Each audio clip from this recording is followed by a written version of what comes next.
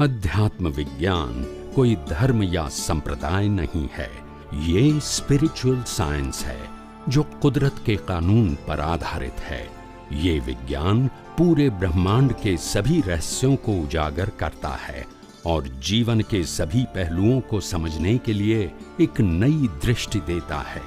इसी को art of vision कहते हैं, दुनिया को देखने की एक नई दृष्टि, जो अध्यात्म विज्ञानी परम पूज्य स्वामी श्री कमलेशानंद जी के निर्देशन में सनातन सत्य का अनुसंधान कर हमारे जीवन को प्रकाशित करे। जय सच्चिदानंद। अच्छी बात लोगों ने गमे नहीं ने रामकृष्ण महावीर ने कहानियों लोग सांभळ्या ज करे, ऊपर जाए ત્યાં સુધી એ લોકો ઉપર ગયા ને આપણે ઉપર જવાના, પણ તો એ જ ગમે। જીવનનો હેતુ શું છે એ જ ખબર નથી। એથિક, કેરેક્ટર, એની વેલ્યુ ખલાસ થઈ ગઈ, જેના આધારે માણસની શોભા હતી। યસ કે નો? બોલેલું પાળે, પ્રાણ જાય પર વચન ન જાય। આજે તો અભી બોલા, પેલા કીધું કે આવું આવીશ કે છે, બે કલાક પછી કે ના અમને કીધું નથી આવું કે છે। કોઈ ઠેકાણું નહીં, કોઈ કોઈના ઉપર વિશ્વાસ રખાય એવો કાળ છે। અને આપણે જોઈ રહ્યા છે કે આ માણસો બચારા કઈ દિશામાં જઈ રહ્યા છે, કઈ દિશા। અત્યારના મોટા ભાગના મનુષ્યો જે હું જોઉં છું, એ લોકોના ભાવ, એ લોકોના ઇન્ટેન્શન,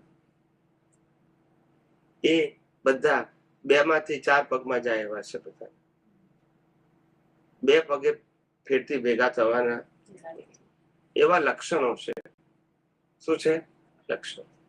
એક માનવી તરીકે જે માણસ એવો હોય કે જેને દેવો પણ કરતા પણ જેનું જીવન મહાન કહેવામાં આવે છે, દેવો પણ મનુષ્ય ભાવ ઝંખે છે, એવું ઉત્તમ જીવન પર આપણે વેડફી રહ્યા છે।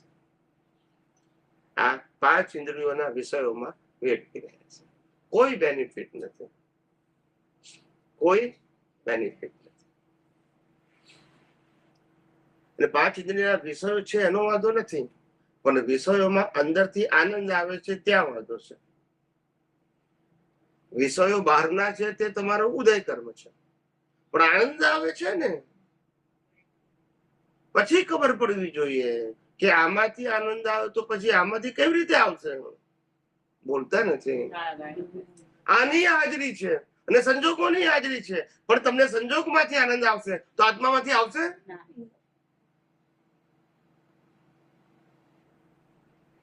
તમને સંજોગોની વેલ્યુ સમજાશે તો પછી આત્માની વેલ્યુ સમજાશે? ભલે ને બે છે, આત્મા છે, શરીર છે, સંજોગો છે, પણ તમને શરીરના સંજોગોની વેલ્યુ સમજાય તો આત્માની વેલ્યુ કઈ રીતે સમજાય?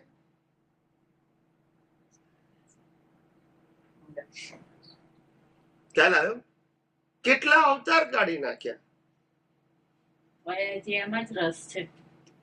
એટલે મહાપુરુષો કે છે કર વિચાર તો પાપ।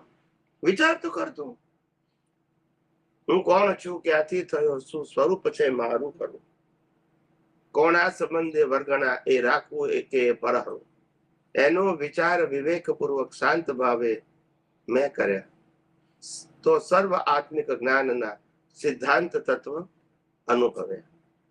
પણ આપણે વિચાર કરતા નથી, કાલે શાક શેનું ખાવાનું એ વિચાર કરીએ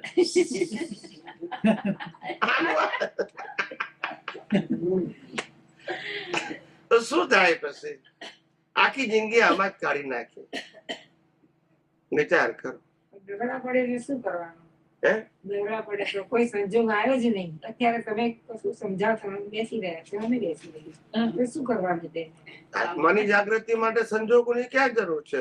કયો સમય એવો છે કે જે સંજોગ નહીં?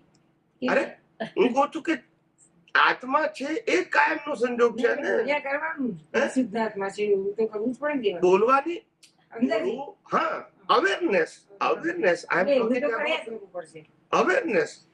તો આવી જોઈએ ને।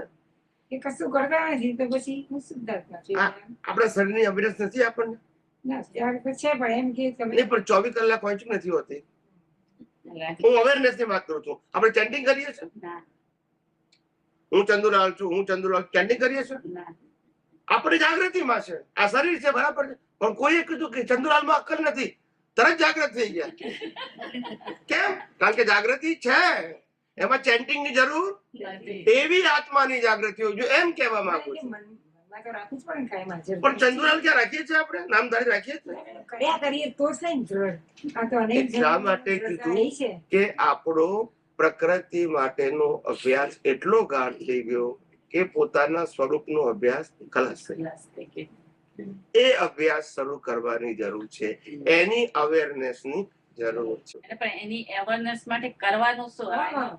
જોવાનું તો બી એટલે એમ કે કઈક આમ દાખલા તરીકે ગાયત્રી મંત્ર કોઈ બોલે, કોઈ ઓમ નમઃ શિવાય બોલે, પેલા બ્રહ્મા કુમારી નું કઈક હોય, કઈક એમ અહીંયા જોવાનું આપણે છે, પણ તો બી એ અવેરનેસ રહેતી નથી ને. અત્યારે તમારી જોડે છીએ અમે, તો અમને બધું રહે છે કે ચલો આ બધું કુદરતી રચનાથી હું શુદ્ધાત્મા છું, નિશ્ચિત.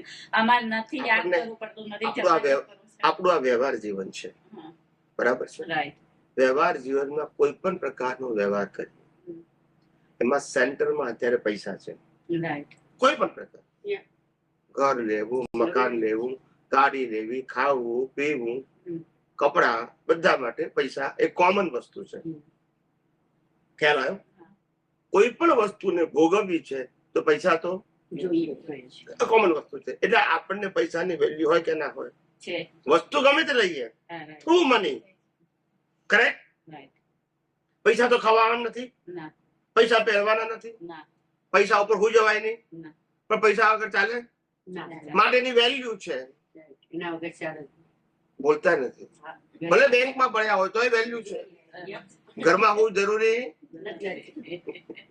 ખિસ્સામાં હોવું જરૂરી નથી, પણ હોવા જરૂરી છે. યસ કે નો? એટલે આપણને ખબર છે કે બાહ્ય જીવનમાં પૈસા એ મુખ્ય વસ્તુ છે કોઈ પણ કાર્ય કરવા માટે. કોમન ફેક્ટર શું છે તો કે મની માટેની વેલ્યુ છે. એવી રીતે આ શરીરને જીવતું રાખવા માટે આત્માની વેલ્યુ છે. આત્મા ના હોય તો કશું નહીં કરી શકો, નહીં વિચારી શકો, નહીં બોલી શકો, નહીં ક્રિયા કરી શકો, નહીં વ્યવહાર કરી શકો. ને સત્તા, સંપત્તિ, સંબંધ, સાધન પણ આત્માને કારણે જ છે. એ નથી તો જેમ અહીંયા પૈસાની વેલ્યુ છે, આત્માની વેલ્યુ કેમ નહીં? બોલતા નથી. નહીં, મારી વાત ના સમજાતી હોય તો મને કહો, ના સમજાતી હોય તો મને કહો. મારી વાત ગોળ ગોળ છે કે સ્ટ્રેટ ફોરવર્ડ છે? હવે સીધી વાતને સમજવા માટે અવતાર કાઢીએ, એનો મતલબ શું? જે ના સમજાતી હોય, બરાબર છે, ગૂઢ ભાષા હોય તો આપણે સમજીએ કે તમને સમજાતી જ નથી, તો કેવી રીતે જાગૃતિ મારે છે? પણ આ તો સમજી શકાય એવું છે. મારી ભાષા પણ સિમ્પલ છે, દાખલા પણ બિલકુલ પ્રેક્ટિકલ આપું છું, ગોળ ગોળ વાત કરતો અને તમારા ધર્મની બિલકુલ વાત કરતો નથી. કરું છું કે તમે કયો ધર્મ પાળો છો એ મારો વિષય પણ નથી, પણ વાસ્તવિકતાને તો જાણો. એમાં ધર્મ ક્યાં વચ્ચે આવ્યો? જેમ પૈસા વગર બાહ્ય જીવન શક્ય નથી, એમ આત્મા વગર શરીરનું અસ્તિત્વ શક્ય નથી. યસ કે નો? કઈ મોમેન્ટ એવી છે કે જે વખતે આત્મા વગર ચાલે? પૈસા વગર ચાલે એવી તો ઘણી મોમેન્ટ છે, પણ આત્મા વગર ચાલે એવી એક પણ મોમેન્ટ હોઈ શકે? તો વેલ્યુ પૈસા કરતા આત્માની વધારો કે ઓછી હોવી જોઈએ? અને છે પ્રેક્ટિકલ જુઓ આપણે કેવા છીએ, વિચાર કરો. આ બધું નોલેજ ના ફોર્મમાં હોય, સમજાય. તમે કહો છો અત્યાર સુધી આવું કોઈ સમજાયું નથી. આ કહાનીઓ કઈ કઈ તો દાડા કાઢ્યા છે. કેટલા લોકોને તો રામાયણ કથા કરનારા કરતા કંઠસ્થ થઈ ગયું, કારણ કે રામાયણ ની કથા કરનારો 25 વર્ષથી કરતો ને આ લોકો 75 વર્ષથી સાંભળે છે. તો બાકી કોણ હોય? 75. પેલો ભૂલ કરે, પણ આ લોકો ભૂલ, કારણ કે એને તો કેટલાય કથા કરો ને સાંભળ્યા હોય, બોલતા નથી.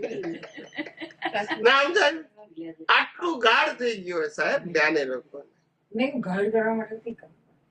એટલે તમે હું અવેરનેસ ની વાત, હું ક્રિયાની વાત નથી કરતો, અવેરનેસ. જેમ મારે પૈસા વગર કોઈ વ્યવહાર થઈ શકતો નથી, એ મારી અવેરનેસ છે. મેં પૈસા જોઈએ બોલતો નથી, તો મને ખબર છે કોઈ પણ કાર્ય માટે, વ્યવહારના કાર્ય માટે પૈસાની જોઈશે, માટે એની વેલ્યુ છે. I agree with you as a social, correct. એવી રીતે આત્મા વગર તો શરીરનું જ અસ્તિત્વ નથી, તો એ કેમ ચૂકી જવાય છે? આત્માને granted. We have taken Atma for granted. Value જ કરી નથી ને. એ છે શરીર છે, આત્મા છે. હોવું એ જુદી વસ્તુ છે ને વેલ્યુ કરવી એ જુદી વસ્તુ છે. કેમ આમ કરો છો? આત્મા વગર તો બોડીનું અસ્તિત્વ હોય નહીં, પણ આપણે વેલ્યુ કરીએ છીએ. પ્રશ્ન મારો એ છે, જે શરીર નથી એ શરીરની વેલ્યુ કરીએ છીએ, અને આપણે પોતે આત્મા છીએ એની વેલ્યુ કરતા નથી.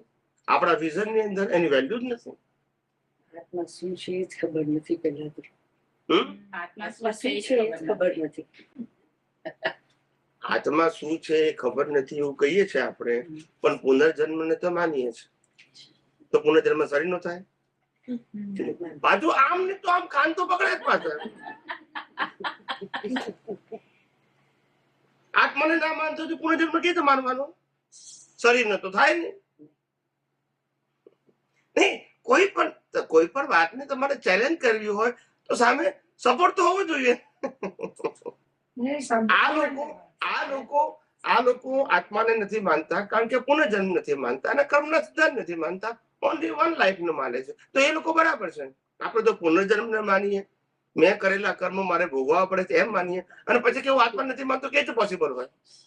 એ બધું આત્મા સાથે છે. આત્મા હોય તો જ પુનર્જન્મ હોય, આત્મા હોય તો કરેલા કર્મ ગયા હોતા ભોગવવા પડે. બધું સમજાય છે પણ પ્રેક્ટિકલમાં નથી આવતું.